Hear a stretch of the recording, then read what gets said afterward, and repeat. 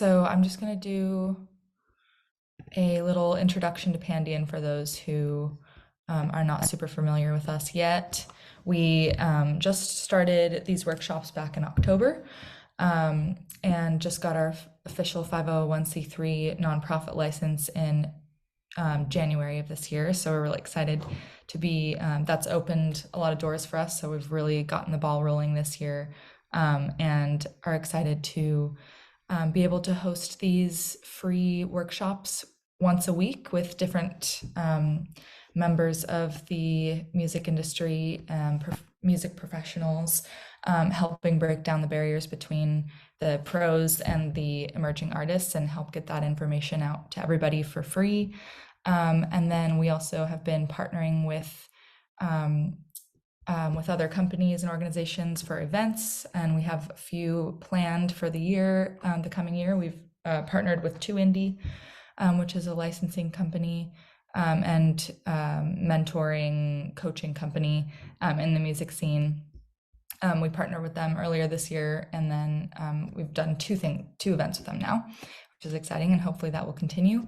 And then we've got some more exciting things coming up, so keep an eye out. And if you haven't signed up for our newsletter, we have a sign up for that, and we just do all of our mass information send out that way. And then we also have a creators circle through our Facebook group called the Pandion Music Foundation Creators Circle. So if you're not a member of that, you can request to be in that group, and all of our information goes out that way as well, and all of our other social media platforms. So welcome. I know a lot of you have come to these every week now, which we're so grateful for, seeing familiar faces and all the support. So thank you for being here again. And those who are new, welcome. And I'm just going to give a little background on Kristina, and then Kristina, if you want to take it away and fill in from there and kind of tell us how you got involved in the sync licensing world, that'd be great. But Kristina Benson founded Sweet on Top, which is a boutique licensing agency and publisher, in 2018. And since its founding, it's landed placements with high quality brands such as Apple, Michael Kors, Macy's, Vogue, Google, St. Regis, promoting spots for the Olympics and for Songland, and in television shows including Station 19, Grey's Anatomy, All Rise, Firefly Lane, High Fidelity, Ray Donovan, Riverdale, Rise of the Pink Ladies, and The Blacklist. And additionally, her writers have secured cuts with Dim Mak and Warner Records artists. And she's also worked closely with the Guild of Music Supervisors Education Committee and as a board member of the California Copyright Conference. So involved with lots of things. And would you like to give a little bit more on your background, Kristina? Sure. I mean, I feel like there's not one way to get into this business if you're not already connected through like family connections or by just sort of by living in LA. There's so many different ways. There's not really a right way or a wrong way. I kind of fell into it because I was working in music journalism, and the publication that I worked for, LA Record, was kind of known for covering up and coming bands. Like we covered Iggy Azalea in like 2012. We covered Flying Lotus in like 2005. We covered Cool War Kids and I think earlier now, 2006. So people were kind of A&Ring off our magazine. And then through a series of coincidences, I met the president of a sync licensing agency that no longer exists, but was kind of known for cutting edge stuff when it did, lip sync music. And she was like, hey, do you want to do A&R for us? Because right now, like people do A&R off your magazine and like you don't get paid anything. So like, why don't you do A&R? We'll commission you off what you A&R us. The bands will make money. You'll make money, like we'll make money. And so then at the time I think I just finished grad school, and I realized that like academia wasn't really going to work for very many reasons. And I was like, what am I going to do? Because I was overqualified for like everything. And so I was like, this is a door that I really should try to go through. And I was like, well, I don't really understand what you do. Maybe if I spent some time in the office, I could understand more about what you do. So I was able to, how did I do that? I think I had a night. Oh, that's right. I was still doing freelance journalism because that was just beginning to not exist anymore. So I could do freelance journalism at a super cheap apartment in Long Beach. And so then I'd commute up there like 3 days a week and kind of look over their shoulder. And then there was a lot of turnover in that company. So within about 3 months, I got hired on as a sort of a senior coordinator couple more people left, and then I ended up being kind of the de facto president, I guess. I don't even remember. I think it was the director, I guess was my title. And then the time came when I was like, I'm kind of running this company and I'm grateful for the opportunity, but maybe it's time to kind of start my own company. So I did, and then she sold her company, and that's kind of how it worked out. So okay, so who am I talking to? Do we have We have artists, right? Are we all Yes, artists? lots of Raise your hand artists. if you are an artist and that's what you're interested primarily in working towards. Everyone, you can raise your hand virtually or with the little thingy, little icon thing. Okay, artists. Anyone here interested in being a music supervisor, a publisher, a music editor, any other type of path? Hold on, let me scroll through you guys. There's a lot of you. I see one Wednesday, raise your hand. What do you want to do? Oh, I don't know if you can talk. You can type it though. If someone wants, okay, artist, producer. Oh, can I unmute you? I don't know how to do that. Hold on a second. Ask to unmute. There you go. Producer, or you could drop in the chat. That might just be easier. So we have producers, artist, producer, artist, producer. Oh, there you go. Nope. Artist, producer. All right. So everyone except maybe someone wants to be a music supervisor, but just about everyone wants to be an artist or producer, singer, songwriter, producer. Okay, great. If you want to drop in the chat, I don't know kind of what level you guys are working on. Music supervisor. Okay, cool. I will start with, well, what do you guys want? Do you want to know about like licensing? I mean, I could talk about licensing. I can talk about like how to make music that's likely to sync. I can talk about sync strategies. All right, we're going to use a hand raising emoji and this. Who wants to hear about licensing, what master and publishing, neighboring rights, like nitty gritty sort of technical stuff? Raise hand. Versus the other choice is strategies for getting your music placed. Strategies for getting your music placed. Okay, more people so far want to hear strategies for getting music placed. Strategies for getting music placed. Okay, great. All right, so first let's talk about strategies for getting your music placed. There is a lot of content being produced right now. A lot of it is on pause because the writer's strike. I'm surprised by how busy we still are. I thought it would be much better, but the tap, like the well will run dry if they keep striking, and if SAG strikes, it'll run really dry. But like, there's still a lot of content out there. The studios have looked at the writer's strike as an opportunity to revisit the fact that they are constantly producing content, some of which is not the best quality and some of which maybe doesn't have the viewership that they were hoping for. And by the way, please feel free to drop questions in the chat and I can answer them as it makes sense to do so. Okay, so there is a lot of content. The good news is that can mean lots of different opportunities. Sync licensing placement, like writing a song basically on spec that you hope to get placed, is just one way to get music into a show. You can sell your songs to a library or a music house. You can write songs for placement. You can write cues, like all those trailer music cues, like those little weird noises. Someone wrote all those things. If you don't live in LA, New York, Nashville, Portland, Austin, you still can participate in this stuff. If you find music libraries, for example, like Viacom has a music library of their own, Extreme Tracks, Bleeding Fingers, there's a few others, they buy music from you that will then be placed in, usually it's reality TV. And if SAG strikes, there will be more reality TV. So that could be a good opportunity. What does that mean? That means you're writing library cues. So if you ever watch like a cooking show or like Keeping Up with the Kardashians or whatever, they might have songs that they license, probably for Keeping Up with the Kardashians, they have the budget to license songs, but often you're hearing library music cues.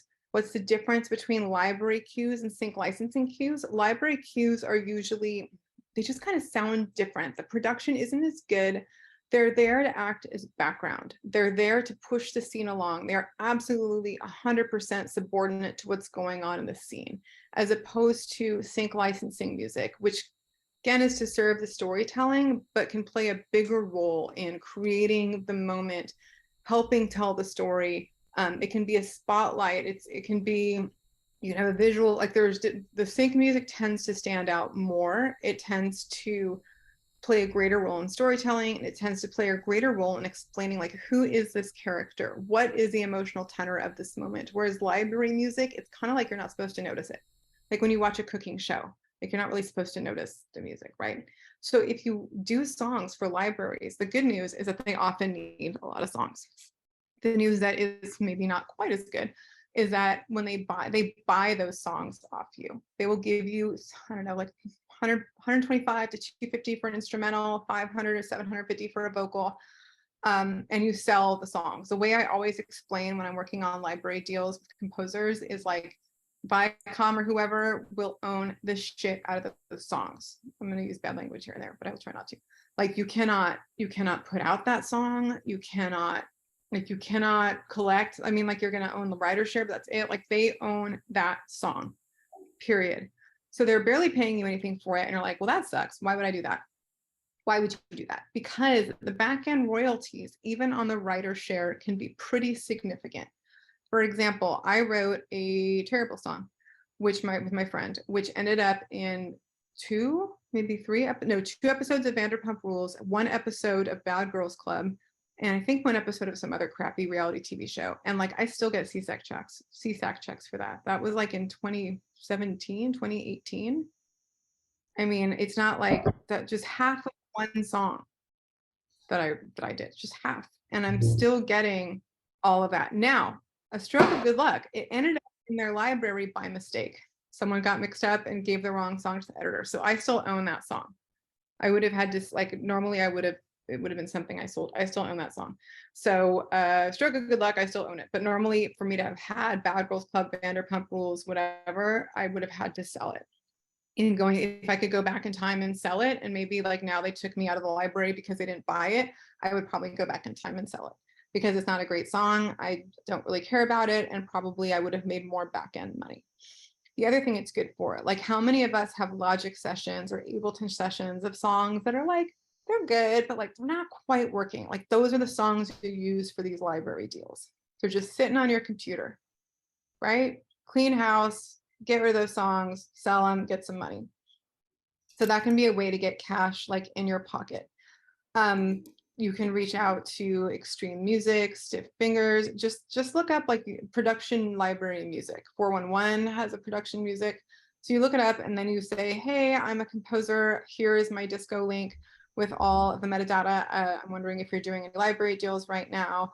I'd love to talk to you about moving forward or something. I imagine that they're going to have more work if the strike goes on through the end of the summer, which many people are saying it will. All right, so that's one way to make money with your music. Another way, obviously, is sync licensing. How the mystery of how you get a placement. How many of you have gotten placements so far? You can raise your hand or do the emoji. Oh, good. Okay, a bunch of you have gotten the placements. Fantastic. So we got like 4 or 5 hands in page 1 and a couple of hands on page 2. Okay. There is not really one way to get a placement. Technically, I mean, okay, I just had someone who it's kind of my, like, she's like an acquaintance, and she's collaborated with some of the artists and people and writers that I represent. Wait, how can you have placements but not money? Have you not been paid yet on your placement? How do we have placements but no money? Let's elaborate on that, Jody Lynn. When you have a chance, I want to hear about how you have placements but no money. Now, to be fair, it can take a lot of time to get paid. For example, Warner Brothers invites you to invoice 90 to 120 days after episode air date. So you can have a placement totally confirmed and not see a penny for like 6 months. One time it took me like 1.5 years to get paid from ESPN. So that sucks. But if you're like never going to get any money, then I want to know more about that, and you don't have to name names. Jody, go ahead. Now? Do you want me to talk about it now? Yeah, I want to know, how did you get a placement but no money? Well, first of all, it was because I knew nothing about sync, and it was a gentleman that works in Connecticut. Okay. So he actually is still making films. It was a public service announcement for teenage drunk driving. So it was written specifically for that. Okay, wait, so you wrote it for that spot. I just want to be clear. Yes. Okay, we'll go back to that. You wrote it for that spot, but it was like your first thing. You're like, I just want to say I did it. And you were like, it's gratis. Yes. Yeah.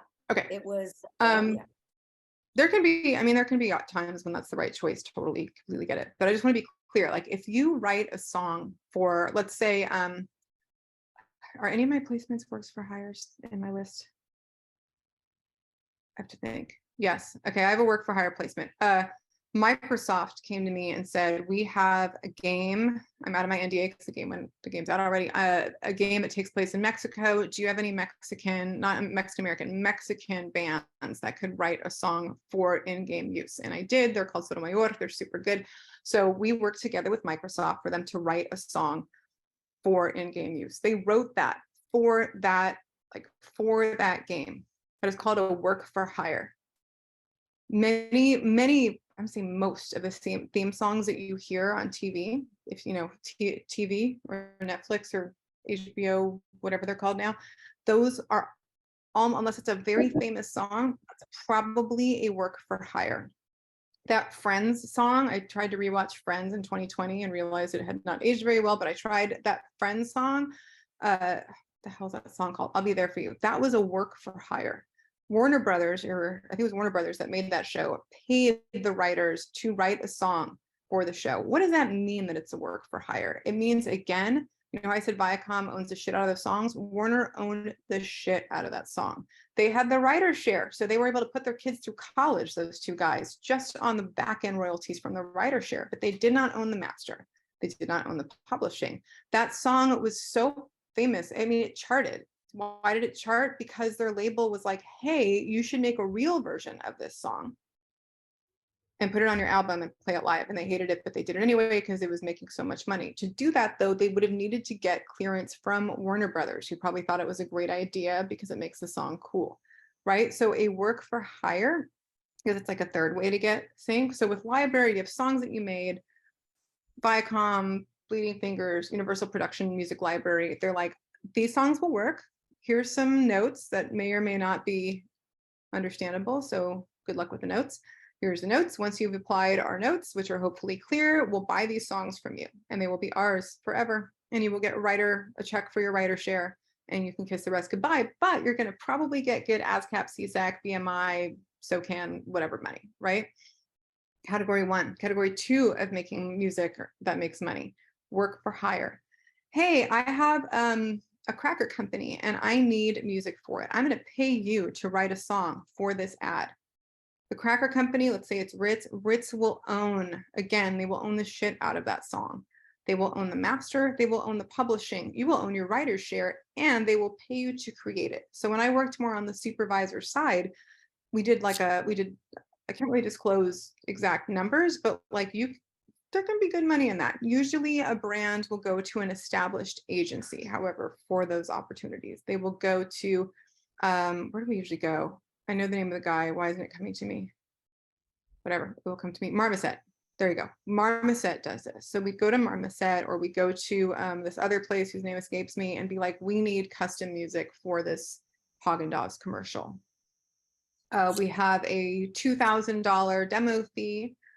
So if there's a demo fee, which hopefully there isn't always, we have a $2,000 demo fee. Can you demo this? 2 other people are demoing it. I call it a bake-off. It's a bake-off. So you're going to be demoing against 2 other people. If you lose, that's cool. You still get your $2,000.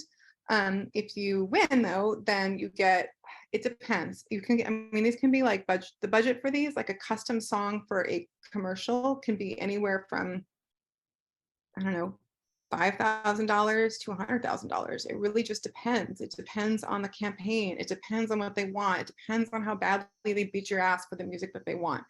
These are gigs that you do not want to practice on a big brand. If you've never done this before, collaborate with someone who has, right? If someone comes out of the sky and is like this big brand that you've heard of wants you to demo for it, I would strongly, like, first impressions mean a lot. Do it with someone who's done it before. You're bringing the opportunity, right? So if you bring the opportunity, you can be like, the price tag for this is that we do it together. Okay, so that's way number 2 to get paid. Way number 3, let's go back to sync licensing. You've written a song and recorded a song perhaps, and this song already exists. It may or may not be released, and a supervisor is like, I need a song I need a song for this montage. I need a song for this title sequence. I need a song for, someone shopping at the mall or the store. We don't have malls anymore. They're shopping at a place that sells items and they need a song, and it needs to be upbeat, it needs to be fashion forward. And you're like, oh, I have that song. So it's a pre-existing song. They are licensing it. They are borrowing it. They are borrowing it for a specific use, a specific period of time, and a specific set of media. I would encourage everybody to check their deal memos very carefully when they sign a license, or ask their licensing agent or publisher about their deal memos, because I do not want my artists to be used to train AI unless my artists are getting paid. So that's something that we all have to keep an eye on now. So if you are signing deals, you should ask, I would encourage you to ask, is my music going to be used to train AI? If it is a library deal, you don't have any rights to it anymore. Remember, I said that you would give up ownership of those songs. So for all I know, I have no evidence that this is the case, but if I owned a music library with 60,000 tracks, I absolutely would be feeding those tracks to AI, to train an AI to write library tracks, right? So library, but I would strongly encourage with sync music, where you have more control over it, to ask this question. And I don't know how much choice we're all going to have about the answer, but we should at least all start asking. Like this says, it's usually, what do the licenses usually say? They're very narrow. Like if I license here, I'll find a license for you. I will show you what the media usually says. Hold on a second. How many of you guys have actually seen a license? You've seen a license? Okay, good. So 1, 2, if you've seen a license, all right, we can talk about a license. Hopefully you don't have to see a license. Hopefully you're going to work with a licensing agency or a publishing company, but that's something that you should ask. 1 second, let me find an example of what a quote request will look like. Okay, so what it'll say is this.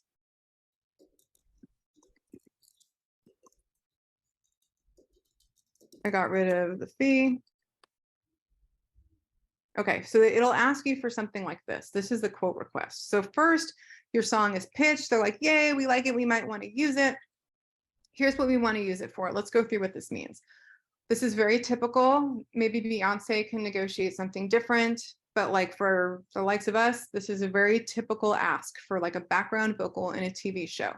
What does this mean? Let's go through this, because your licensing agent may ask you to approve this, or if you don't have one, you may have to wade through this on your own. All right, so we are asking, this blank is where the money would go. So let's say $5,000 worldwide. I don't want to share the screen because I don't want to share the actual, you know what, I'll put it on a different piece of paper. That notes. 1 second, let me pull up pages. And I will share an actual screen, and I will make the text extremely big. So what? You know what? It formats it super weird. Hold on, let me try one more time. If not, we will have to make do with the chat. Okay, we're gonna have to make do with the chat, but that's okay. We're gonna go through it together. First, it says worldwide, right? That's worldwide. Now, some places it'll say universe, and then you always cross it out and put world. I don't really know why, but you do.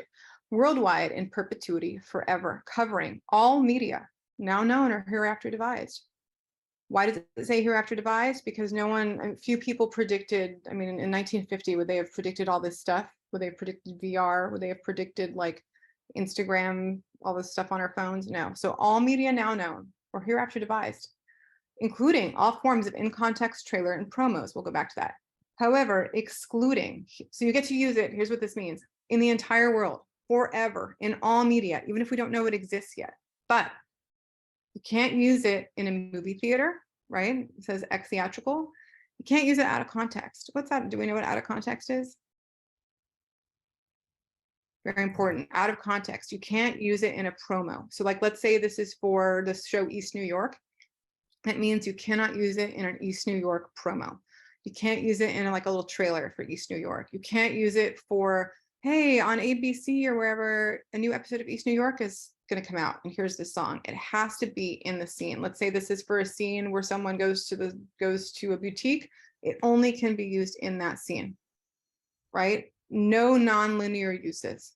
So if someone goes on Jimmy Kimmel and they want to play a scene where they go to the store and it's this great scene and here's a song playing in the background, they can do that because it's in context. They're showing the scene in context, right?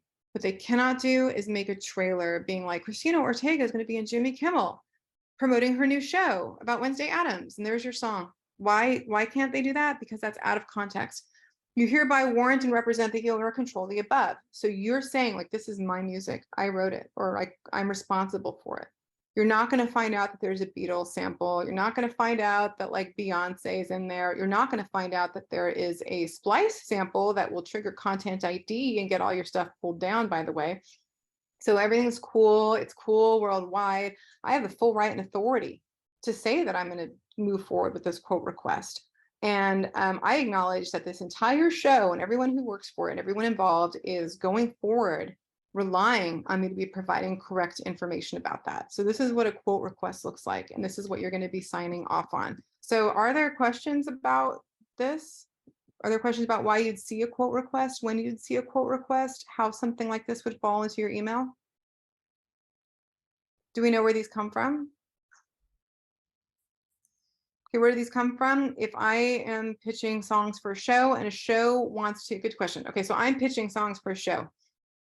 I get a search from my friend who does East New York, and she's like, I need a song where someone's really sad because their mom died. I'm like, I have such a song. I do. I have such a song, and I will send it to you. And she goes, I love this song. Can we use it in the show? And I'm like, sure, send over a quote request. So she'll send a quote request. And the quote request means this is how much we'll pay for it. These are the circumstances under which the song will be used. And then usually there's language. Let me see if I can put language. Usually there's language that says that you need to keep the quote request open for a certain period of time. So tomorrow I can't be like, oh, I changed my mind. He wants $1 million. I'm so sorry. Like if 90 days go by, the quote request generally, usually 90 days is when the quote is open, but that's getting longer and longer because of the writer's strike. I've gotten things to keep it open for like till the end of 2023. Right. So that's how a quote request will appear in your email. Your licensing agent or publisher or you will pitch the song to the supervisor. The supervisor will be like, oh man, I love this song. Totally want to use it. This is a contract. This does not guarantee a placement. I have like probably 80% of my quote requests for TV end up landing. It's really like only 30% for ads, probably 20% for trailers. But like it's a contract. You are saying I have the right to license the song.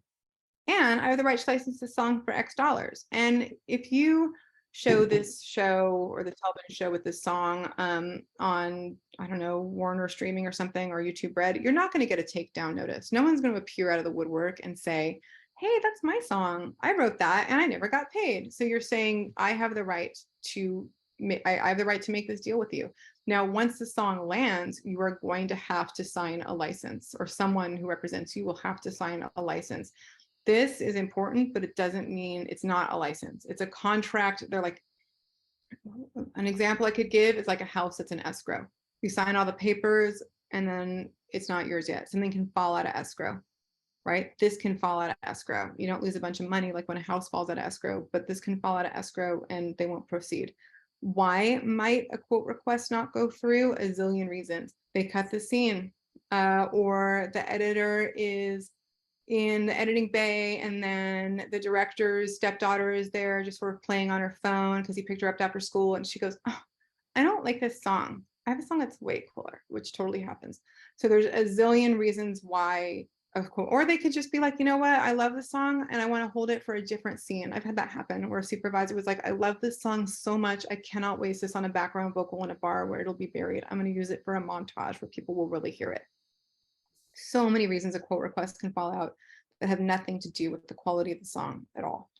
It's very typical. So if you get a quote request and it doesn't land, it's not you, it's not the song, it's not even the supervisor, it's just, you know, a lot of things change. Perpetuity is typical for television. I don't think I've seen a quote request for television that is not perpetuity, or film. It's typical. Now for ads, less typical. What is more typical in ads is archival and perpetuity, which means Michael Kors or whoever posts a link to it on their Facebook or Instagram or TikTok, whatever. They're not going to set a timer and in 3 years or whatever, go down to their social media and delete all those posts. They're just not going to do it. They're going to leave it up there, but they're not going to promote that thing anymore. They're going to, it's just going to sort of disappear in their Facebook feed. Someone can find it later if they look for it, but they're not promoting. Perpetuity is definitely typical. Any other questions about this? Okay, this is not an agreement that you are going to see for a work for hire. Why? Because it it's limiting the use, right? It's saying we're only going to use it in this circumstance, in this scene, for this length of time. If you did a library deal, they can use it wherever they want, however they want, for as long as they want. Right? What's the other giveaway that this is not a library deal? What else was the other? I mean, that's really the giveaway, right? Because you're saying like you can use this for this situation. A quote request for an ad is different. A quote request for a promo is different. Most of our placement, sorry, most of our placements are TV, usually TV, but like ads definitely have a bigger budget behind them. Oh my God. Sorry, I was in the other room. All right. Any other questions about a quote request? All right. So how do oh, did I see a hand raise out of the other from someone who has like a tie-dyed background on the top right? Nope. Okay. Did you stop? You stopped. I'll go back. All right. So next thing. So your song has been pitched. Your song has been pitched. You get a quote request. Then what happens? Well, what happens is you wait for a long time. I have quote requests from like May of 2022 that just landed. So it can take a second for a quote request to land. And that's normal. What you do not do is follow up with the supervisor every 5 minutes and be like, did this land? Did this not land? Did this go through? I would wait a good 3 months. I know he is pretty cute, even though he's very wound up right now. What you do not do is follow up with the agency or the supervisor every 5 minutes to ask if their request landed. I would wait at least 6 weeks because it takes forever. So then what happens after it lands? After it lands, sometimes they will tell you that it landed and will be airing. Sometimes they don't, honestly. And that's okay. If they told you that it aired, that means that your agency or you will get an invitation to license or invoice, sometimes immediately, but sometimes within like 90 days, and then you'll get paid like 120 days after that. Which is a long time. All right, any questions about any of that? Yeah, raise your hands, you guys. Okay, yes, this is a very good point Claudia was raising. So it's different in Europe. In Europe, they don't need to pay you for using your songs in TV shows that are going to be shown only in Europe, which is why Brexit was kind of a big deal for musicians and all, one of the many reasons. So do they have to pay you if they're going to use a song in an ad? Yes. If they're going to use the song in like, I watch actually, all right, so I watch a lot of Spanish television shows, and my Spanish television shows that I watch on Netflix, like the jail one I like, Vis-a-Vis, like they have a lot of music. Did they have to license that music since Spanish, they have this European thing? Yes, they did. Why? Because I'm watching it here in America. I'm not using a VPN on my Netflix to watch that show. I'm watching it from America. It's being shown outside of Europe. It's not, if something is geo-gated to Europe, then they don't need to get a sync licensing fee or your permission to put it in a television show. Not sure about theatrical though. I'm going to get back to the cue sheet. Netflix is different because if you're watching, right, this is only in Europe. If the show is being shown outside of Europe, then you have to pay. I mean, like I've gotten a license in that one Spanish show about the boarding school whose name escapes me, Elite. And they paid for that license. Elite is a Spanish show. It's production companies in Spain, but it's on Netflix where Americans can watch it and Colombians can watch it and Australians can watch it. So they have to pay. Licensing fees are lower. They're not used to paying for music, but it's there. Is it all over Europe? Oh, I don't know if it's all over Europe. Maybe in Netherlands they do. I mean, most of our, like the vast majority of the licenses I deal with originate in Canada or the United States and a few in Mexico. But the reason why I'm familiar with this is because I had one of my artists outraged because a European television show had used song without permission. I was like, man, they don't need to get your permission. They don't need to pay you. The cue sheet. Okay. With the cue sheet, if you are self-representing, you need to make sure, well, no matter who's representing you, the cue sheet info needs to be accurate because that's how you get paid your back-end royalties, right? You get paid your performance royalties through BMI, SOCAN, ASCAP, CSAC, GEMA, whatever, through the cue sheet. It is the supervisor and the production company that are supposed to do that. However, sometimes things fall through the cracks. It can't hurt to ask for a copy of the cue sheet or a copy of the cue sheet so you can personally submit it to the PROs if you want to. I'd also check the PROs, like this one song that I wrote part of that got placed in the show All Rise. They screwed up the name of my publishing entity on CSAC.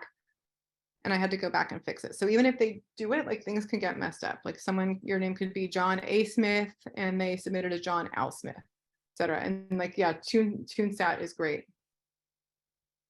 Yeah, TuneStat is a good idea. You can use that for finding uses. And how could it have fallen through the cracks? How could that happen? Keep in mind, my first placement ever on Vanderpump Rules was a mistake. They thought that song belonged in the Viacom library or whatever company library, but it didn't.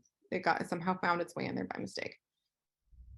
Okay, any other questions? And then we can talk about licenses or agencies. No, okay, so then how does your song get pitched though?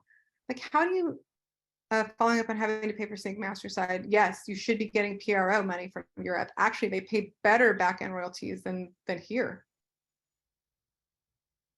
And they get paid for performance royalties and movie theaters, which we don't here. And we don't get movie theater performance royalties here. So that was a good question. So back to how your song gets placements. So we're kind of working backwards. After your song gets your song has interest from a bunch of people. They send you a quote request. It may or may not land. But how does that song get pitched in the first place? Like, how do you get it into the right people's hands if you don't live in LA or you don't live in New York or Toronto or where there happen to be a bunch of music supervisors? There's a couple ways. I mean, it can be valuable to go to those big sync licensing conferences. Durango seems to be a good one. I haven't been to that one, but that seems to be like pretty reputable and they seem to have a good amount of panelists. That one is my favorite. I bet there are others if I think hard enough, but that one seems like it has a good program. There's also the Guild of Music Supervisors Conference that's open to friends of the Guild as well as to members and associate members. Yes, GMS, you guys can all join as friends of the Guild. I think the membership's like $100 a year, but you do have to pay to go to the conference, or you can see if you can volunteer. I'm not in charge of volunteers, but you can email the GMS and see if you can volunteer. That's a nice place to meet supervisors, but often supervisors will ask you if you have representation. Why will they do that? Well, when I was on the supervisor side, like nothing terrified me more than seeing that the director wanted to use something where there was like 3 writers that were all self-represented and self-published. Why? Because I had no way of knowing how much these people knew about the process. Would I end up on the phone for 3 hours going through every line of the quote request and being like, see, sync means synchronization of music to a moving picture. A moving picture is like, right? I just didn't want, it was like, it's important to be inclusive, all that I believe in all that stuff. But at the end of the day, like everyone only has so much time on their hands.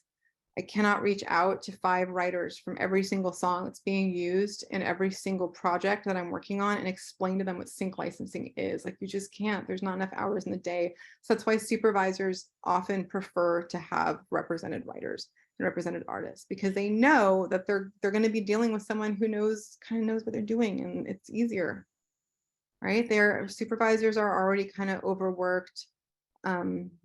When I was on the supervisor side, I was working at one point LA, New York, and London hours, so like it's just easier. Plus, insurance. That's a good point, Michael. So my agency has something called errors and omissions insurance, E&O insurance. And for some ad agencies, you can't even get on their search list unless you add them as a co-insured. Like I had to add Deutsch and I had to add this McCann as a co-insured in order to even get on their search list. And if you were being pitched by an agency, like you fall under the umbrella of their insurance. So then now that we're like, okay, there's benefit to having an agency. There's also benefit to having a publisher. Why is there a benefit to having a publisher? Because without a publisher, no one's collecting your international mechanicals. First of all, I'm going to be totally upfront about the fact that unless you're Taylor Swift, that's a very small amount of money, but still. Publishers can facilitate co-writing opportunities. Publishers also have more skin in the game. The MLC does help with that, but when I had I do the CCC and I did a panel on mechanical royalties because I was so confused. And there ended up being a yelling match between two people who were, one of whom was insisting that the MLC did collect international mechanicals and one insisting that the MLC did not. The person insisting that the MLC did not collect international mechanicals was a professor of music industry at like Berkeley Music. So I decided I believed her. She was like, you have to have a publisher for those. Also, the CCC is a great resource. I know I'm a board member, but I'm still going to plug it. You can watch our Zoom panels for $5. Before I even joined the CCC, I would go to all the panels. I'd walk away with a notepad full of notes. I was always learning something like neighboring rights, mechanical royalties, how Songview works, the statutory minimum on I mean, there's always something to learn, and that's a great source for education. If repped on a song by song basis, is it worth it? I mean, song by song, I mean, if something's working for you, then you should do it, obviously. The CCC, yes, I'll post links to the CCC. If something is working for you, then you should totally do it. The CCC, hold on a second, songwriter. California Copyright Conference, hold on a second, California Copyright Conference, here we go, here's the CCC. If something's working for you, you should totally do it. If non-exclusive representation works for you and that's going well, then that's what you should do. In conversation with the soup, so yes, let's say you have one song with one agency and one song with another agency, and they ask, do you have representation? I think it will be challenging for them if you're like, well, I have this with this one and that with that one, and then my countryside project is here. I would pick one. I'd be like, oh yeah, I'm with so-and-so. That's where you can find my music. I appreciate for songwriters and artists, it's hard to have all your eggs in one basket. So it may not feel like it makes sense with you to have everything at one agency. But the reason why many agencies are moving away from non-exclusive representation is, there's a couple of reasons. First of all, when I have non-exclusive music, it absolutely has to be one stop. And I assume that the people behind it are open to any kind of opportunity there is. And I've only a very, very limited selection of stuff that's non-exclusive. Most of it is grandfathered in. I don't really do non-exclusive anymore. I will tell you why. If I'm representing a song non-exclusively, that means 20 other people are, and we're all pitching against each other. So why would a supervisor come to me if he knows or she knows that I have everything, all the same stuff that like 20 people have? What do I have to offer? Like, what's the point? Secondly, I don't know. So like often when you get a search for anything, there's tiers. This should go in the $10,000 tier. Please send me songs in 20, right? So there's clearance tiers. And I don't know how other agencies are pitching this music non-exclusively. So one agency might put you in a $5,000 all-in tier. Another agency might put you in a $10,000 all-in tier. And then if I'm the supervisor, I'm like, what do I do? I don't know how much this music costs. You know? Oh wait, I thought I put it in there. Yes, there you go. Third, exclusivity. I landed an ad recently that had exclusivity in the product category of like snack foods with the song. If I represented that non-exclusively, like I don't necessarily know that everyone who works non-exclusively is on top of their stuff regarding exclusivity. I don't want to pitch a track for cars and realize later that there is exclusivity in the automotive category for that song. The last reason is when I have represented artists non-exclusively and I have gotten them a placement, then I have 4 other agencies breathing down my neck about how dare I pitch this thing that they are also non-exclusive for. And like, I stand my ground because it's not exclusive and that's life. But like, I don't want to deal with it. I just don't want to deal with it. It's just not worth it. It's not worth it unless I don't have anything else to fill that niche. And that's also why typically the non-exclusive commission is much higher. Industry standard commission on exclusive tends to be around 25-30%. Industry standard on non-exclusive is more like 40-50%. Why is it so high? Because of all the stuff that you have to deal with. So I mean, if you're making lots of money non-exclusive, then that's what you should do because it's working for you. But more and more agencies are moving away from it. What they will do is they'll be like, we have this record, we have this EP, and we have that, or this artist project, right? You might have 10 EPs, we have 1. You might have 5 artist projects, we have 1. That's not perfect because if I introduce a supervisor to an artist, they're like, oh my gosh, I let this happen so many times. I love this. I went on Spotify. Do you have this record too? And if I'm like, no, However, we all have to make compromises in life, so that's that. But there's reasons why agencies are starting to move away from non-exclusive, and there are also reasons why when you do get a non-exclusive deal put in front of you, the commission tends to be pretty high. It's because of all of this stuff I just talked about, and why it kind of merits the higher commission. When you start reaching out to agencies, it can be hard to get someone to get back to you because most of our agencies are pretty small. We only have a small team of A&R people. And also, I got to tell you, I have like 20 people a day reaching out to me, sending me stuff. And I do get back when I can, but I can't always. So you have to be polite and be persistent. I would tell people when you're reaching out, first of all, you don't have to have disco, but if you do, that's great. You could also have source audio. You can have Dropbox. Anything that's a streaming link is great. Make sure you have like, hey, I am this artist. This is non-released. If you got a sync before, you might want to share it with them. If you have stats, like here's my streaming numbers, here's my Instagram followers, that's good to share. Like why, let people know why they would want to work with you. Okay, I have a good question that I will answer. What's the difference between ads and promos? Okay, so they are kind of the same thing, right?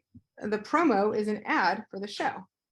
So if you're asking what's the difference between ads and promos in terms of the licenses, so if I do an ad placement, like that cracker one I talked about, that license was for a cracker brand for X dollars.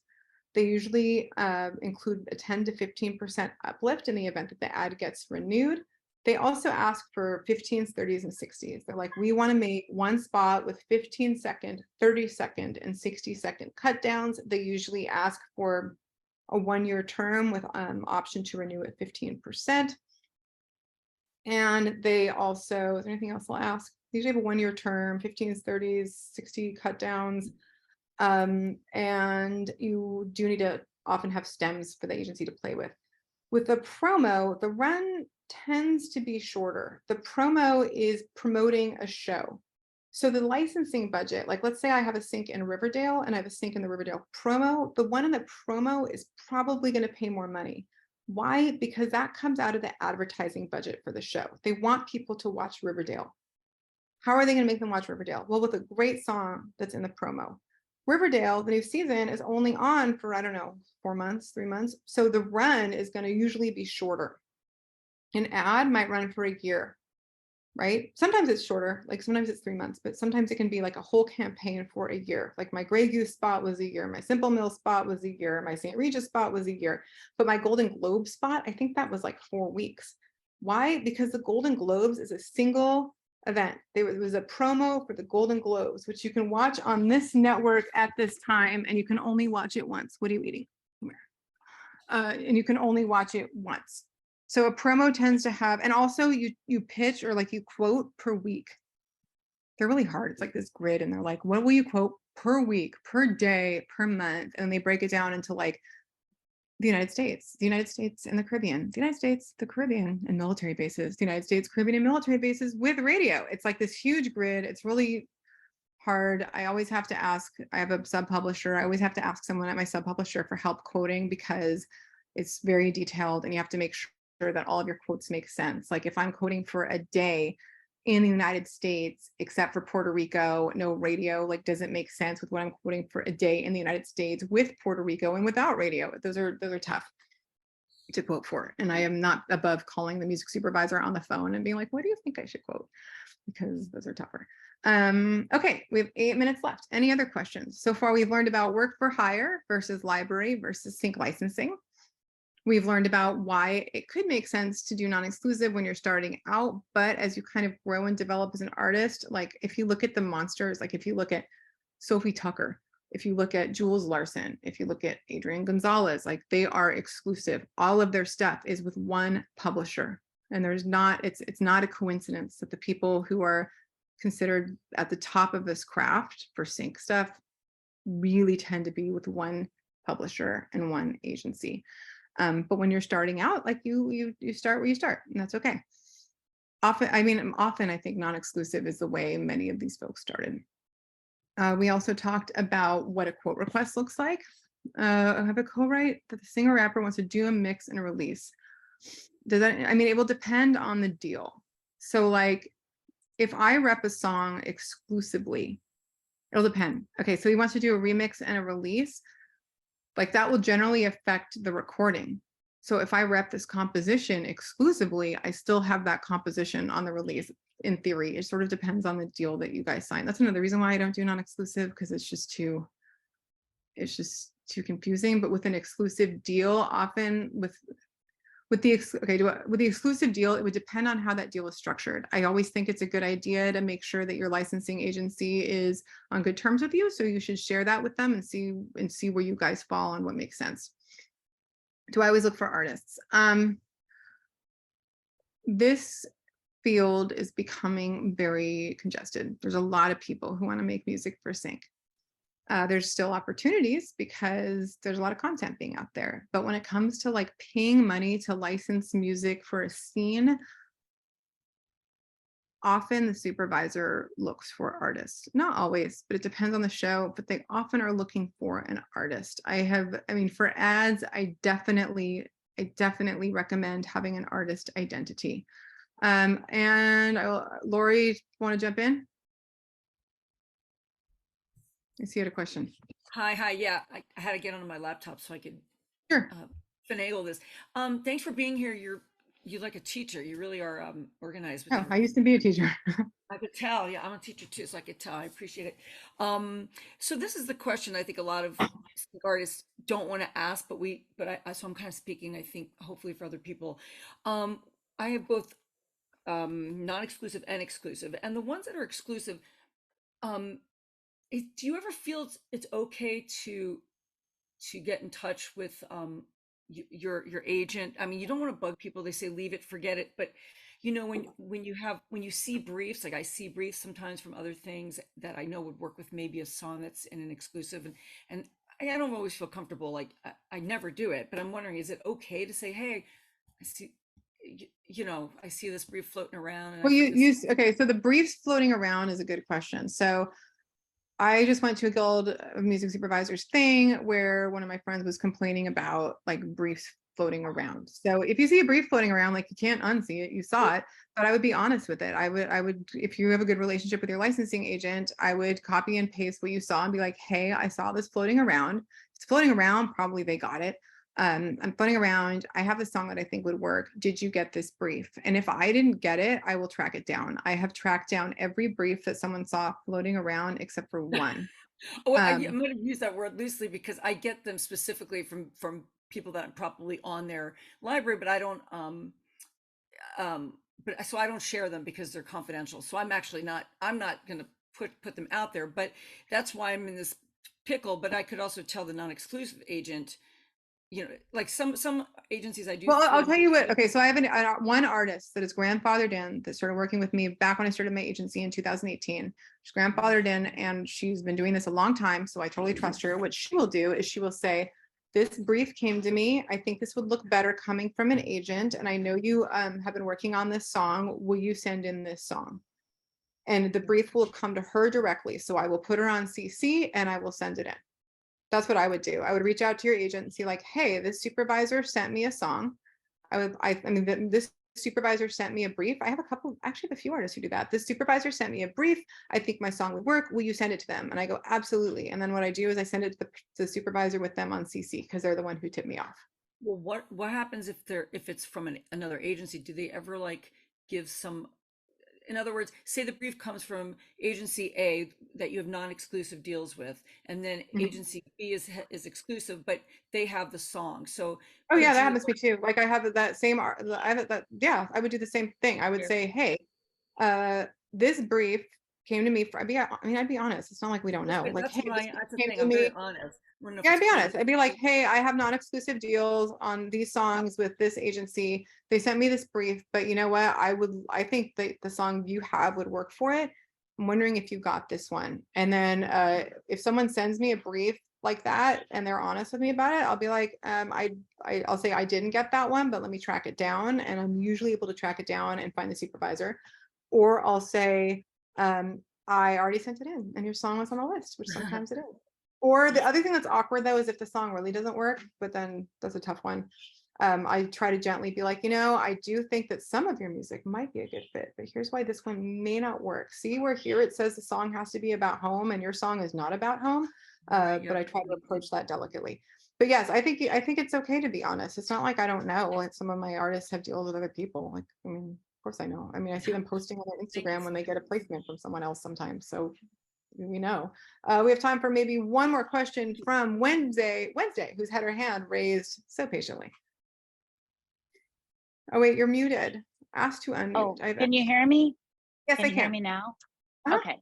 So I'm asking because I'm in a lot of sync groups on Facebook, and I do have one of my songs signed not exclusively. Mhm. And then I sent them an EP, and then they sent me back a contract. So Mhm. they're starting their own business library. So you're saying it's normal for you to grant them rights as a publisher perpetually forever, right? No, I was talking about a quote request, and I was talking about library deals. If you're talking about, it's hard to know what it's hard for me to know what you mean. If you're talking about, like, people use the words library in different ways. A supervisor will reach out to me and say, hey, do you have any Frank Sinatra in your library? I do. Obviously, Frank Sinatra is not library. So it's hard for me to know what you're asking. It is not, it can be done. One thing that is done more and more is where there is a trigger to publish. So like I have a non-exclusive deal with you. If I place the song, then I retitle the song and then I publish the retitled song in perpetuity. But if someone is saying, we're not going to give you any money and it's not contingent upon us placing anything, but please sign all of your publishing to us in perpetuity, I would want to look closely at it and see exactly what they were asking you to say. That's what like a lot of not people in the business have said. All right, I just wanted to double check. Thank you. Yeah, that doesn't sound normal to me. What would sound more normal? What would sound more, a lot more within industry standards, I'll put it that way, is if they're like, we're a licensing agency, our commission is 40 to 50% on procured licenses, which is within the realm of what's normal. If we get a placement, then let's say I placed your song Mary Had a Little Lamb, I will retitle to Mary Had a Little Lamb, sweet on top. That retitled version, which is what goes on the cue sheet, I will publish in perpetuity. That's not abnormal. Okay, and one more last question: is it normal, say, if you submit like an album, and they say yes, they want it, and then they want you to sign this agreement, but there was nothing on the cue sheet when they sent the contract?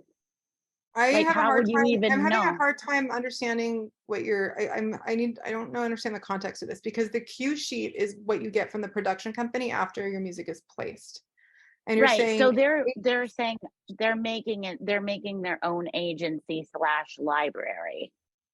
but a cue sheet is what happens when a song is placed. Yeah, it's all dodgy. Okay, thank you. That's my So like, I don't answer. really Thanks. get it. I guess I would say I don't get it. And if I don't Okay. get it, there could be reasons I don't get it. There could be a fuller picture that I'm not understanding, and it could be totally fine and above board, completely could. Or maybe they didn't explain it very well. That could be possible. So like I would ask for more information, because a cue sheet, to Okay. be clear, you don't get a cue sheet from your licensing agent. The cue sheet comes from the production company. I placed My Stupid Song, Never Stop, in Bad Girls. Bad Girls sent a cue sheet to me because that song was in that show. But when you Right? got the cue sheet, it had something written on it. It wasn't like a blank cue sheet. It was a cue sheet with every single other song that had been in that episode. When you get your cue sheet from production, it will have every single song that was in the episode, including the composer's music. Okay. All right. Now you might Thank be you. talking about a Schedule A. A Schedule A is attached to Well, my that agreement. was also in the contract. I'll just This is have, very yeah, weird. it was, Any of this it sounds was, very strange. yeah, That I doesn't think it's surprise me. off. A lot of people, not a lot. I will be careful because I'm being recorded. Some artists, a few artists who've had a lot of sync success are like, why don't I cut out the middleman? Why do we even have an agency? And there are some artists who have a lot of knowledge and a lot of contacts, and I completely get it, and it does make sense. But there are some artists who are like, because I'm good at writing songs for sync, I therefore must be good at reading and interpreting legal agreements, and I have a vast understanding of intellectual property, and that's not necessarily the case. I'm not saying it doesn't happen. It does. There are folks, Carrie Kimmel, she's fantastic. She's an artist. Spencer Ludwig, an artist who started their own agency, totally know what they're doing. But there are others who I don't know. don't know how much and for how much experience they have with agreements, how much experience they have with licenses. Okay. So Thank you. okay, so Thanks. is it? Wait, are we? I think we're done, right? Are we going to 12? Yeah. done. Yeah. All right, well, I hope this was helpful. I guess what I would say, my last word of advice is if you don't understand a contract, and that's okay, plenty of times, like you guys, I have a PhD, there are plenty of times when I don't understand a contract. And I'm like, can you explain to me what this says? Because I don't understand it. I don't want to sign something I don't understand. And you shouldn't sign anything you don't understand. If you don't understand it, ask someone to help you. Also, some of the stuff looks really intimidating, but like if you just slow down and you're like, okay, sentence by sentence, like it's a lot less intimidating when you just break it down and go slow. What's more challenging, as Wednesday astutely noted, is that if you don't have a lot of experience, like you can understand the rules, but you're like, is this normal? Is this okay? Sometimes stuff that seems kind of abusive is normal, sadly, but sometimes it's really not. And you want to kind of have a context for like, is this acceptable? Is this appropriate? And that's a little more challenging. And that's another reason why it can be beneficial to have an agency. So cool. All right, I hope this was helpful, you guys, and I'm sure we'll see Thank you some so of much. soon. Thank you, Kristina. Yes, I Thank think you. a lot of us in this group are with different agencies, but I love your explanation of non-exclusive versus exclusive. It's an ongoing discussion, and all of us are big fans of Sweet on Top. So good job, Thank you. Kristina. Yeah, I mean, look, if you're making money, I'm not going to be like, don't make money. Like, obviously, do what's making you money, but like, I will also say that there are reasons why. Like, when you look at the people who are just Teddy Gold, Sophie Tucker, like the people who are printing their own money with Sync, they are not non-exclusive, right? They're always published and with an agency. I just don't think it's a coincidence. Maybe it could be. Anyway, I will see some of you guys at the GMS Education Conference, I hope, which I'm helping plan on August 19, I think, at the LA Film School. And I believe we're going to have a Zoom in component. So maybe if you can't make it in person, you can Zoom on in. I'm going to be Zooming in. All right, well, I'll see you guys soon. Awesome. All right, bye. Bye. Thank you, Kristina. Thank you. Thanks, everyone.